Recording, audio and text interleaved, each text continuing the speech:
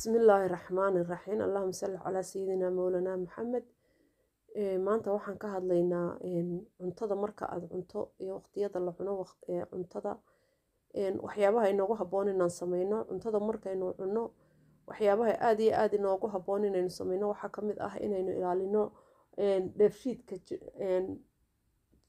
caloosheena dheefshiidka caloosha had iyo jeer waxaynu ka cabanaa ulcer waxaynu ka cabanaa had iyo jeer gaas bay haysa kan waxyaabo badan oo waxaa jira cunta uun inaanay keenin baa laga yaabaa hab qaldan haddaad had iyo jeer markaad miilka cunto kadib waxyaabo kala duwan oo qalada calooshaada ku samayso in aad ay ku cawaranto oo dabadeedna meeshaasi dhibaato kaa soo gaadho horta marka aad wax cunto kadib waa in aad cuntadaada cunto wanaagsan marka aad cunto oo aad calooshaada u maydaandaydo wixii tegayay oo iskugu jira carbohydrate-kii borotiinkii khudradii vegetable-kii khudraddu inagu khudrad baynu wadan dhahnaa laakiin khudradda ay sii dhala maaha waa khudradan kale ee dee inoo baxda adfakaada halkaa ka muuqda iyo sweet corn iyo waxaas waa khudradaha aan lahayn ay sii dhala laakiin khudradda kale ee caadiga ah macaanku ku jiro acid bay leeyihiin inooma fiicno marka aynu wax cunno inaynu cunno ka hor baa la cunaa ama cuntooyinka labadaada waqti aroortii iyo duhurkii dhexdooda furuudka la cunaa 2 saacadood kadib laakiin ha u qaadanin weligaa ha la cunin calooshaada iyo lining stomach-gaaga calooshaada way cawar dheefshiidkeyga way cawaraysaa markaa khudrad ha cunin marka aad wax cunto kadib ka hor cun saacada ka hor u dhaxaysii 2 saacadood kadib cun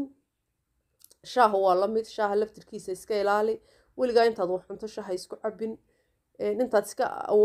iska ilaalin karta iska ilaali shaah marka aad wax cunto kadib shaaha ma fiicna caloosheen iyo dheefshiidkeena aan u wanaagsanayn marka laftirkiisa shaaha waxaan ku odhan lahaa iska ilaali intaad iska ilaalin karto iyaga laftirkooda biyaha way fiican yihiin biyuhu oo waa wax fiican laakiin waxa fiican inaad ka hor glass of warm water biyo diirana cabto ama 2 saacadood kadib haddii aad ka maarmi weydo in yar oo sibiga laakiin inaanad jalxada isku shubin adoo cuntadii cunaya waayo cuntadii waxaad raacinaysaa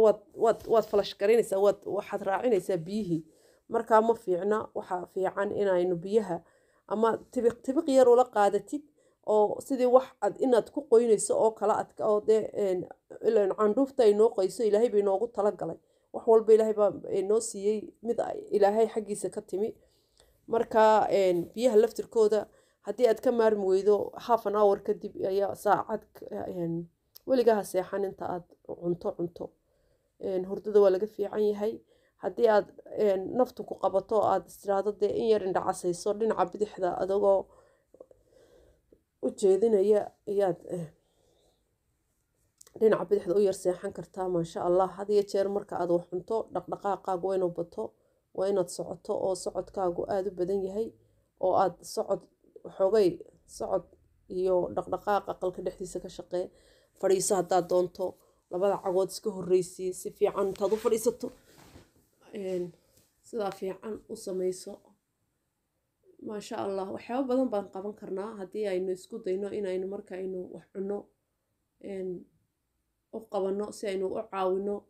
aanay uga hortagno cudurrada ulcerka iyo dheefshiid xumada iyo dhibaatooyinka aynu had iyo jeer ka cabanno wabilaahi towfiiq salaamu calaykum